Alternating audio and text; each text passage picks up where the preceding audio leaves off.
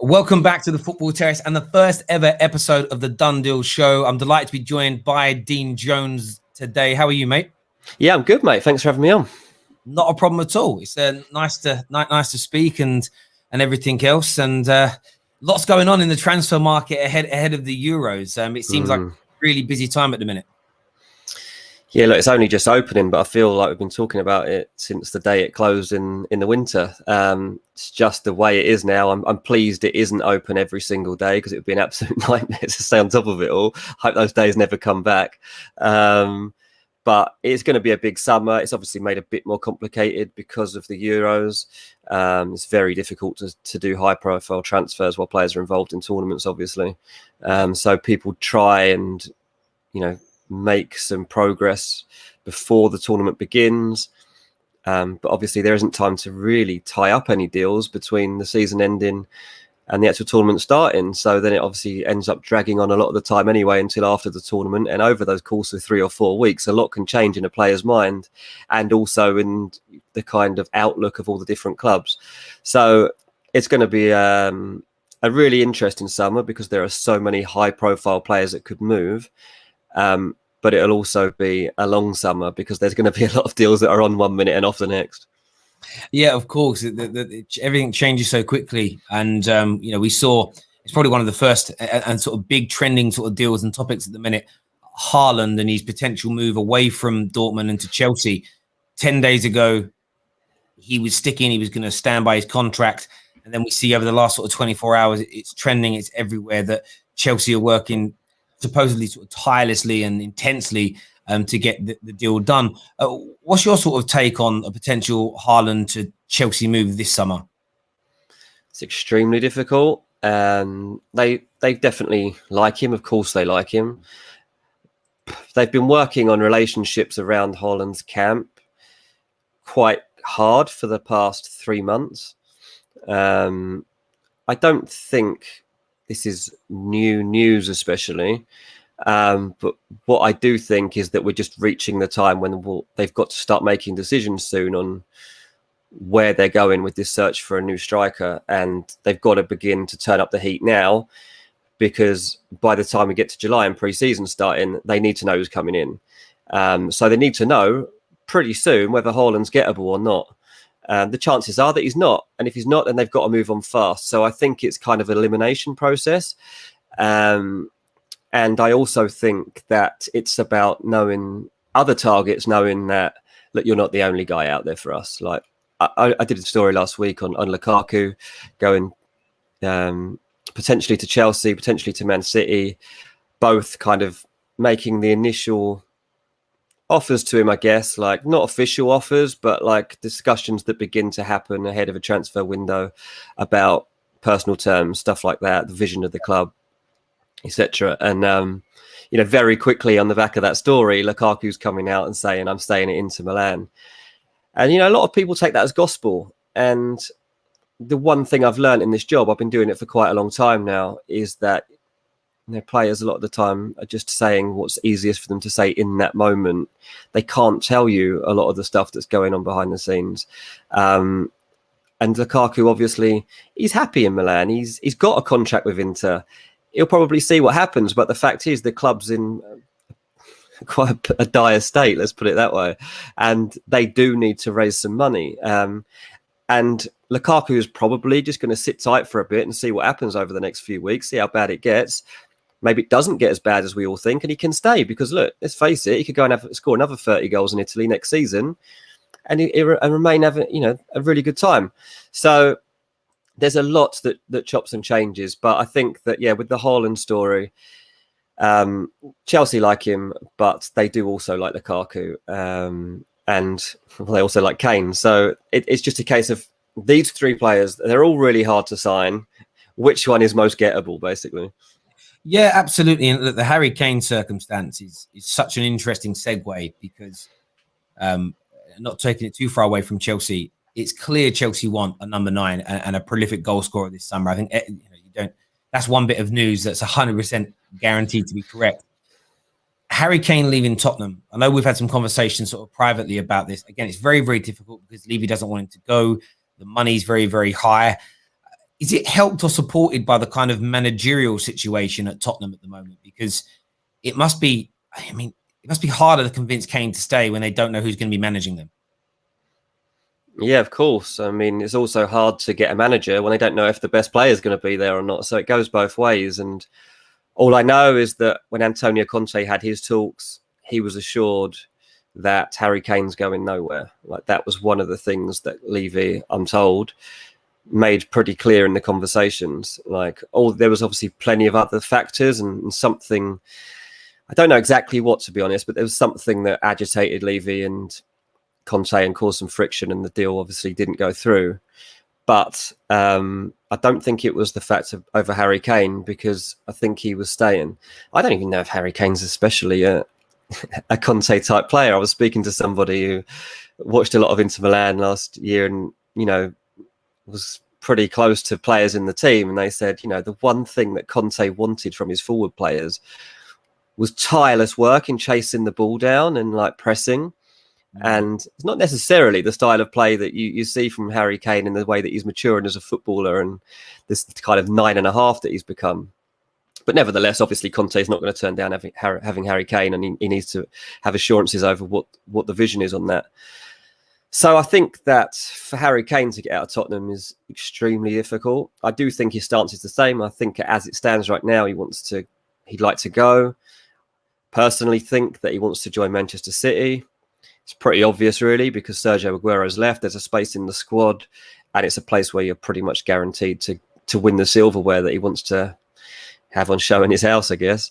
I just don't know how it gets done. I really don't know how it gets done, because it's going to take a ridiculous amount of money, and Man City are going to be, well, more than doubling, possibly even trebling what they've paid in the past. Yeah, it's very true. I mean, from Harry Kane's point, there's two things that stand out to me with this, just sort of listening to all the information that comes through, is one, from Kane's point of view, is he likely to sort of push hard for a move? I never really quite understand the difference between saying, listen, Mr. Levy, I want to leave, and Mr. Levy, there's an official transfer request. I understand that when you do it officially, you sometimes circumvent bonuses and sort of loyalty bonuses, etc. But is it likely that Harry Kane, and I know that he's represented by his brother, is it likely they could put in an official transfer request and get a little bit pushy to try and get themselves out and work hard, or are they more likely just to respect whatever Daniel Levy says?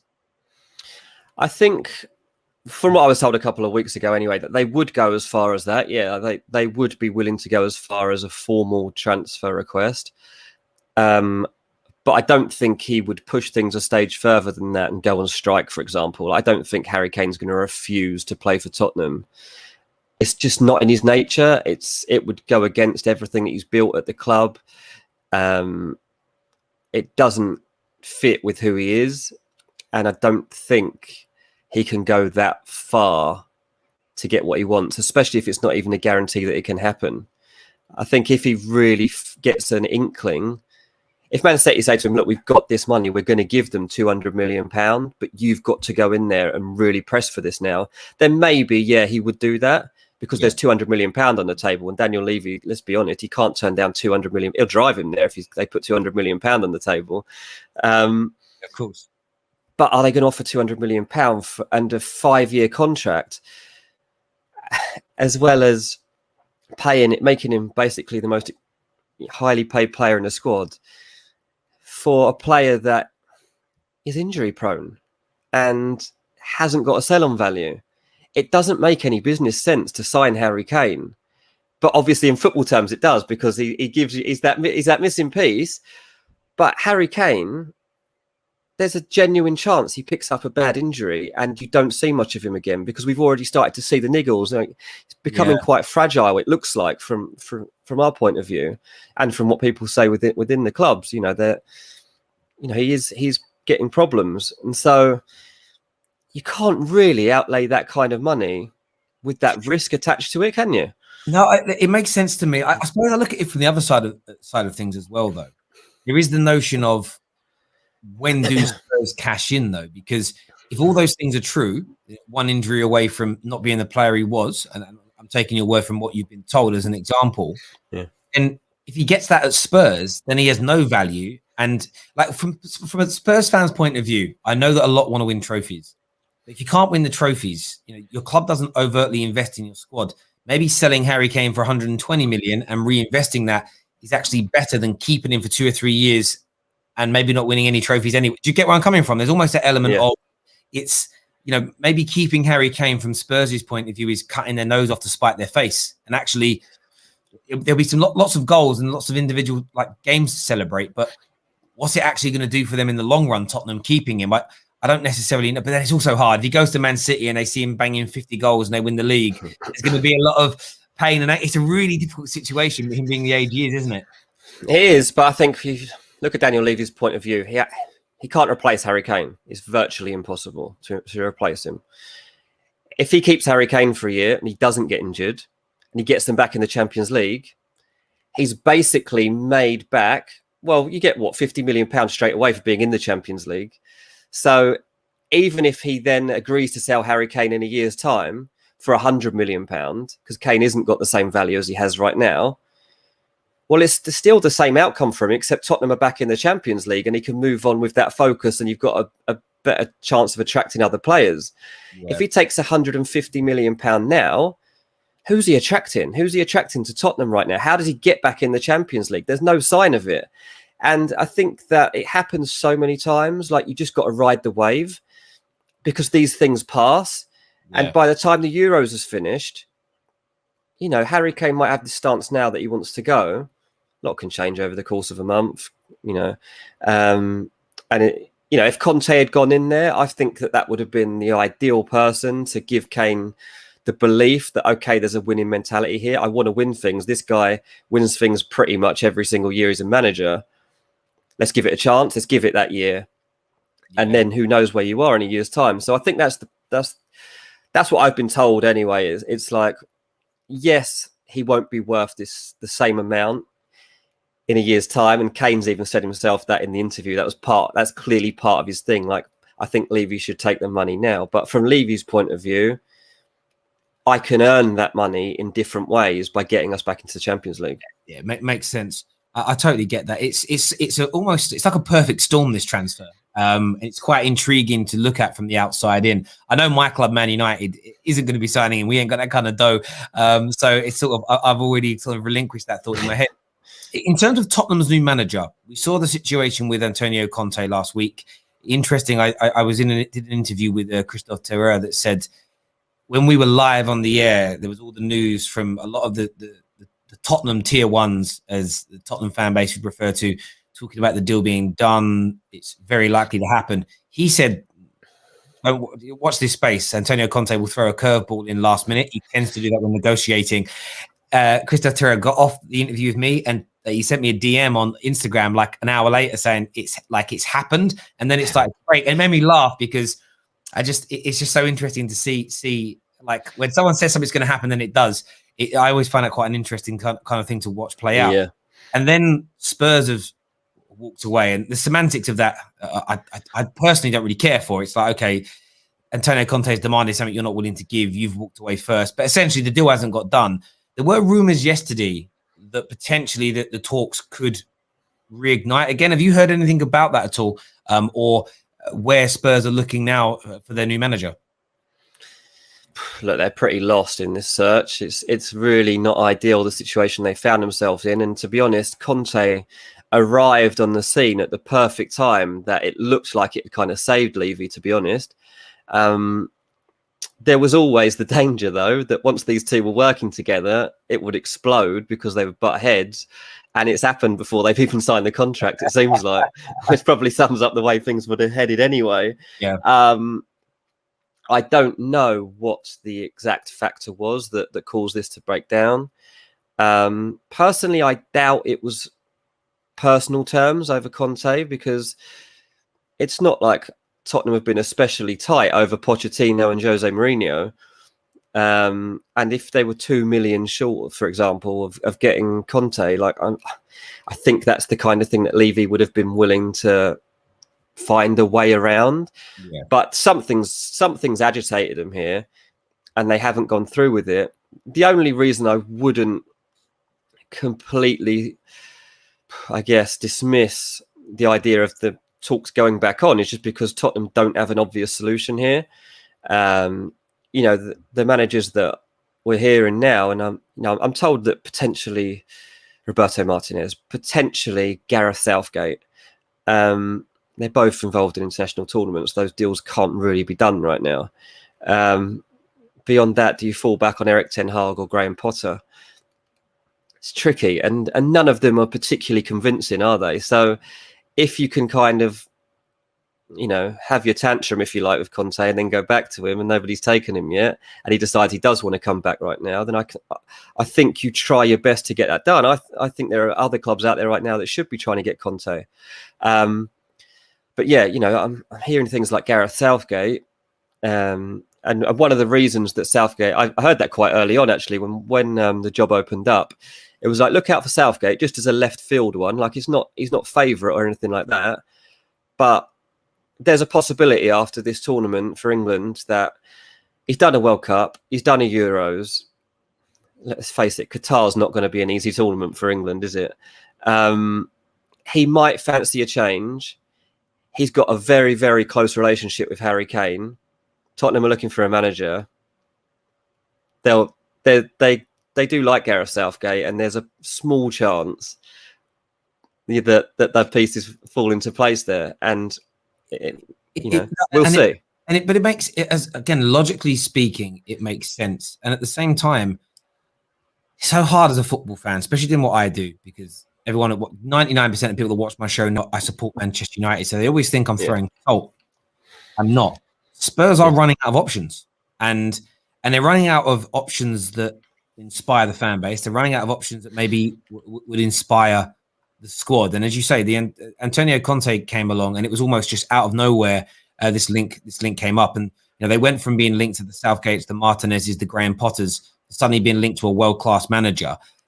Like Christmas came early, and you sort of look at all the other options, and they all just feel even me as a Man United fan looking, I feel underwhelmed for Tottenham fans. So, can they go back in for Conte and kind of ensure they're giving him what he wants?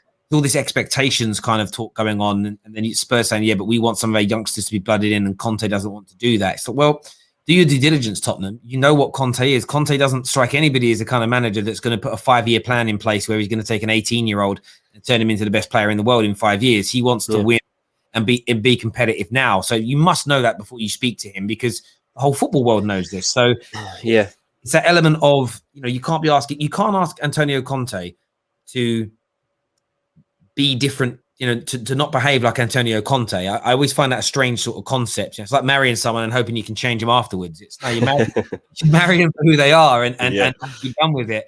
We've all been there, and those things. But it's gonna be really interesting to see how that plays out. The Southgate one, I think it's one they should be.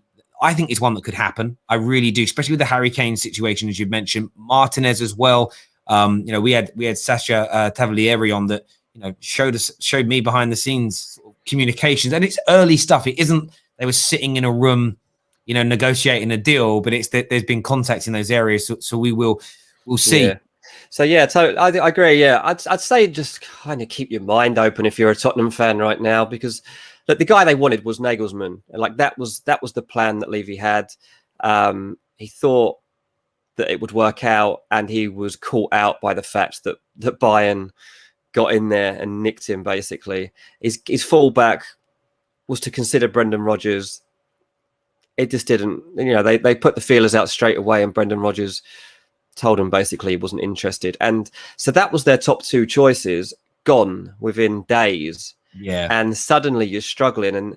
And now, so, your Ten Hag is obviously a candidate because they can actually talk to him right now. I know he signed a new deal at Ajax. Don't read too much into that. It doesn't matter if he signed a new contract at Ajax. But yeah, Ten Hag, these guys, if something starts to come up, don't dismiss it straight away, because Tottenham genuinely in a really strange situation where they don't know exactly what they're looking for now, and just want someone to convince them basically that they can do this job and they can save them. Yeah, absolutely. It's and they need the manager really before they start looking at who Yeah. they're going to buy, who they're going to sell, and it's delaying everything for them. So yes, it's a watch this space. Another big transfer rumor that feels like it's been going on for about 5 years now.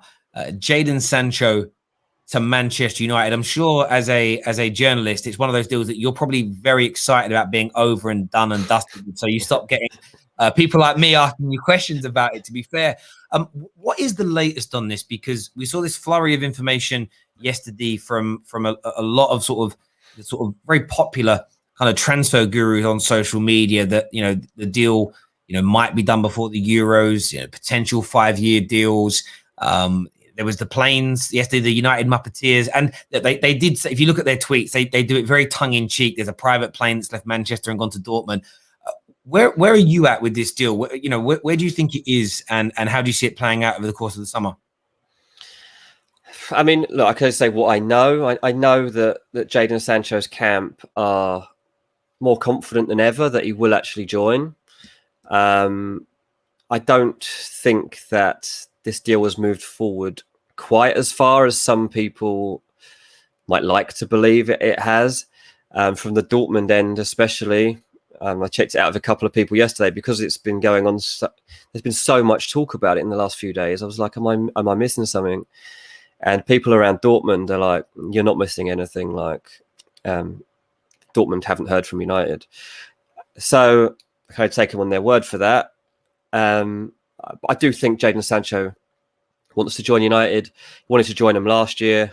You saw how badly he started the season. I don't know if that was a hangover from all of that, but like it took him a while to get himself straight and get his form back. I do think he'd be a good addition for United, and if they don't sign him now, to be honest, it's gonna be a disaster. Like it's gonna look like a disaster anyway, and the backlash from it, well, especially if he joins someone else, would be something special, especially on Twitter. So from a PR point of view, they need to get it done. But I think that the big issue for them has been over the fee. They didn't want to be paying £100 million for Jadon Sancho. They don't want to pay €100 million for Jadon Sancho. They just don't want this 100 million thing lingering over them, especially on the back of a pandemic and at a time when they're trying to claim they haven't actually got that much money. So, look, they thought they gambled last summer. That's basically what happened. They gambled. They were like, we're not going to pay this. We're not going to give in to the demands. And we've got to hope that in a year's time, he's not worth the same money and we're still bang in there. And at Christmas time, they were thinking, happy days. This gamble's not only paid off, but he's going to be worth about £50 million at this rate. We're going to get a bargain. It hasn't dropped quite that low, but I think United will go in hoping to pay 75 million. And if it reaches £80 million, then you kind of got to be fine with that. I don't think you're going to get Dortmund dropping too much further than that at this point. Yeah, in terms of it being done before the Euros, would you say the Euro starts in 3 days' time. Is that a long shot that it would have? I know that the England camp's here, so it's easier to get medicals done. Can you see it happening before the Euros? It's just so difficult. And like any story I ever do, I try not to put deadlines on because, you know, you're setting yourself a trap straight away. I'm not trying to set you up there for a no. And so, especially something like the Euros, like, who knows what Jadon Sancho's up to day to day, like in his representatives, like, do they need, how much does he have to be involved in this? Where's the medical going to happen? When's it going to happen? All the things around it. Like, does he want to be announcing he's joined Man United the day before the Euros starts? Like, does he need that around him? Does the England camp need that happening? Do they need that everything's about Jadon Sancho as he's left on the bench for England's first game, or whatever it is? You know, there'll be so many storylines that come on the back of it. So I wouldn't be optimistic about it happening before the Euros, but I'm also not going to sit here and rule it out because you never know. Yeah, well, this is the thing with transfers, and you'll know this. You've been involved so long. It's if Man United today wake up and say, "Listen, let's just stick the £80 million of fee," and this is what I love about it, and it's easy for both sides to play this. Man United will never have official contact until an official bid goes in, because most of the conversations happen through an intermediary anyway. So it's very easy for a club to say, "Oh, we've not even spoke to Man United," because they're not actually lying. My analogy is very much like when we're at school, you like the girl, but you don't ask her out. You ask her friend, who asks another friend, does she actually like me? Because you want to find out first whether she's going to say yes before you ask her out. I feel like that's how transfers go on now. It's almost like everyone talks through intermediaries and agents, and then they can all sit there and deny and say, we never had any contact with Dortmund over this. What are they talking about? And officially on paper, they're kind of telling the truth. It's a real interesting one for me, but we'll watch this space. We've got some super chats that were sent through from some of our audience yesterday, just for some quick fire questions to see, what about certain transfers that are kind of starting to trend. The first one we had come through was from John 72 that says City to Grealish, City to get Grealish. Do you think that could happen? I find it hard to believe they can get Grealish and Kane. Like everywhere seems to be running the story that they want Grealish and Kane. That is a lot of money we're talking about. And I know that the City owners are saying that they are going to be bold and try and take this team onto new levels.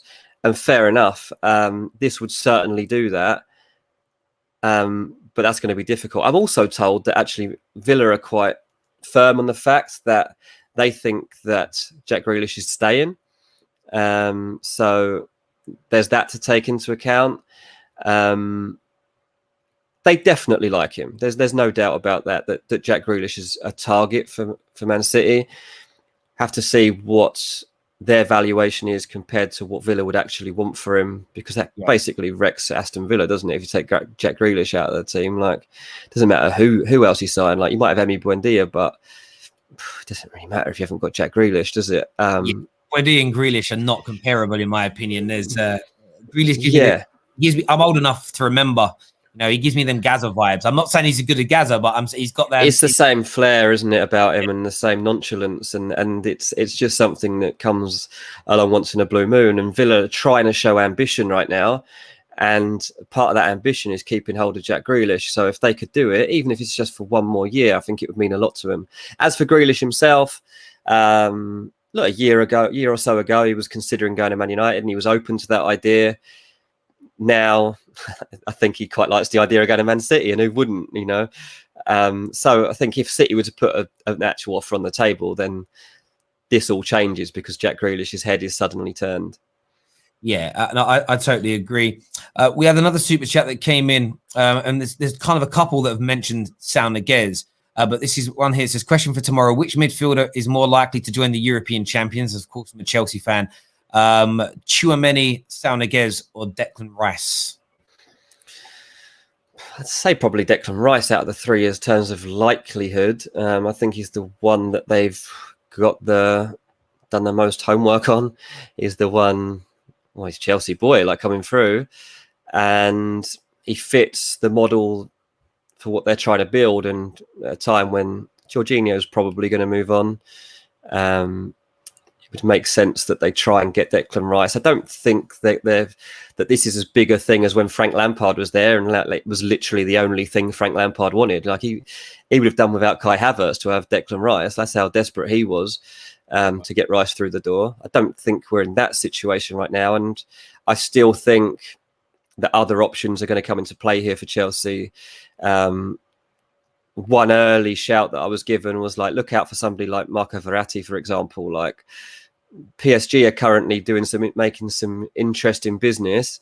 Verratti to Chelsea, maybe. I'm not saying like anything's happening here yet, but that was one of the kind of deals I was told to look out for, potentially coming onto the horizon over the course of this summer window. So Declan Rice is going to cost a lot of money, and his wage demands and his personal terms are not small. A lot of clubs have been made aware of what Rice is looking for, and it's a lot of money. So big money.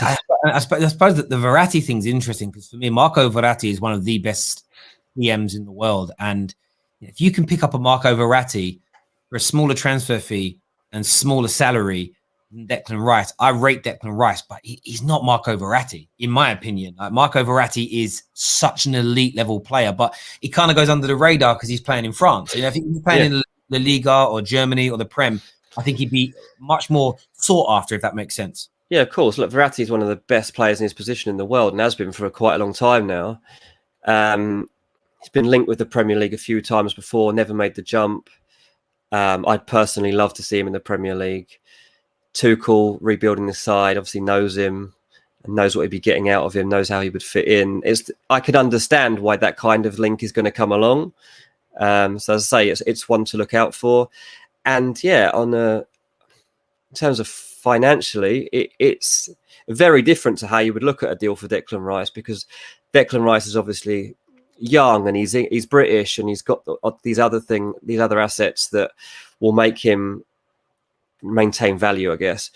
But Verratti, I mean, you just can't doubt what you're getting there, can you? Exactly. And Chelsea don't tend to worry about sell on value. When your owner builds £400 million yachts every other year, it's a lovely luxury to kind of have. Yeah. And it is what it is. We had another question that was posted yesterday. Bissouma and Neves are linked to Arsenal. Of course, we saw them miss out in one way, shape, or form on Buendia. Are either of those deals likely to push ahead as far as you're concerned with Arsenal? All I know really on Arsenal right now is that they're struggling to figure out like what the caliber of player is that they can actually attract.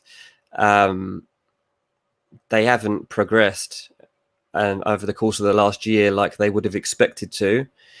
And while I'm told to expect that they will probably, or they have the ability to spend more money than we might have been anticipating, that the club are willing to invest, they're not sure what they can invest in, because the players that would have been on their radar for the last 2 years or so that they would have been scouting, they're just not going to be interested in joining a team that are mid-table and not in playing European football. And also not sure of the direction, not sure if Arteta's staying a coach, not sure what Arteta's vision is.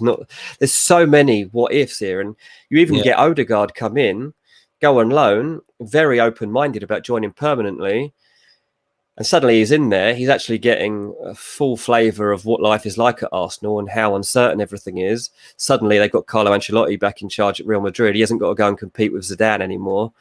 And think, oh, actually, the door might be open there for me now. They're going to have a little bit of an overhaul. Surely I'll get a chance to go in pre-season and work my way in. And you think, well, even he's probably not really going to fancy joining it. It's really difficult to know who they can actually attract right now. You know, the fact that they haven't signed Buendia isn't a great sign. No, and there's a lot of semantics at play with that Buendia situation. Who, you know, I've heard, he wasn't the number one target anyway, and by sort of Arsenal tier ones. And I think, I don't want to be disrespectful, but then why 2 windows running did you try and sign Buendia before you went for Odegaard? If Odegaard's the number one, I've been a salesman my whole life, and I bought a lot of things in my life. I never go for my second choice before trying to sign my first choice ever. Yeah, you don't see 2 houses and buy the one you don't like as much as the other one, do you? Yeah, it's like I can afford both these houses. One's 500 grand, one's 400 grand. I'll try and buy the 400 grand one first. Why would you do that? It doesn't make sense. And I think that Arsenal fans, there's a lot of, we had Eduardo Haig on, they sort of aspiring up and coming journalist, big Arsenal fan. And he's angry, and he's just, I want us to go for the big players, the Grealishes of this world. We need to make a statement. Yeah. But at the same time, there's this realization of, but we just can't attract those players anymore. So, are Arsenal fans at a point where they just have to start for a short period of time, lowering their expectations to build back up, to try and get back to where they are? Because I can't see them signing. You think about the players at Man United, Chelsea, City, or Liverpool, all linked with this summer. Arsenal, this is the first time I've ever seen Arsenal in a summer transfer where they're not linked with a single elite level player. There's just not one that are there. They're competing with the Villas and the West Hams and everybody else now for players, which is I think is a sign of things to come. Maybe. Well, it's a sign of where they are right now and how things have fallen apart. I mean, I guess the one thing that they have got on their side is that Kia Jarabchian has been working closely with them, obviously.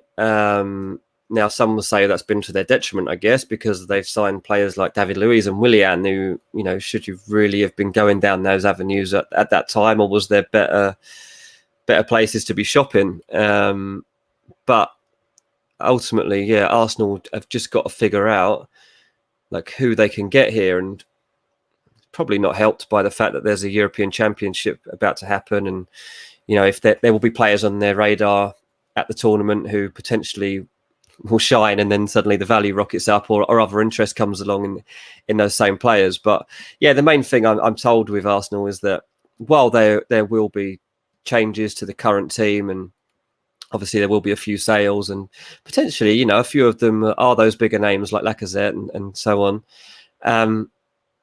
What do you do here? Ultimately, they need to find a core of young, hungry, talented players. But who is that? And like, I don't know which players out there are like desperate to jump on board with this project. The only thing I can really say is like, embrace the guys that are already at the club. Like, you've seen the success you've had with Saka and with Smith Rowe when these guys were given their chance in the Europa League. Like, you've got a core there of some players that, you've got Tierney, he's a good player, and you've got Thomas Partey in there, and so there's a core of players that are actually fine. It's now figuring out who on earth can come in and be convinced that this is the place to come. And I don't know, maybe Bissouma is of that level. Maybe he is. Neves, I'm not sure. He might have his sights set a little higher. Maybe. Dean, thank you very, very much for coming on and joining us for the first episode of the Done Deal Show. I like the play on words there because it's the most commonly used words on social media, and I thought, why not name the show that? So I appreciate you coming on and having your say, mate, and everything else, and look forward to speaking to you again soon. Cool, nice one. Cheers, mate. Thank you very much. All the viewers, thank you very much. Make sure you're hitting the like button, share button, subscribe to the channel as well. By the way, Dean, let everyone know where they can find you on socials. If that's all right. Yes, so Dean Jones Soccer is my Twitter has just been changed to. Actually, it's just it took a long time to change my Twitter handle, but it's just changed to Dean Jones Soccer. It was set before to the company I was working for, but yeah, on Twitter, Dean Jones Soccer, and I think it's Dean Jones Football actually on Instagram. There we go. I'll put all the links in the description below as well to go follow Dean. Great writer, great journalist, great storyteller around the game as well. So make sure you go and follow Dean. Until next time, everybody, take care of yourselves. Goodbye, God bless, and we'll see you all again very, very soon.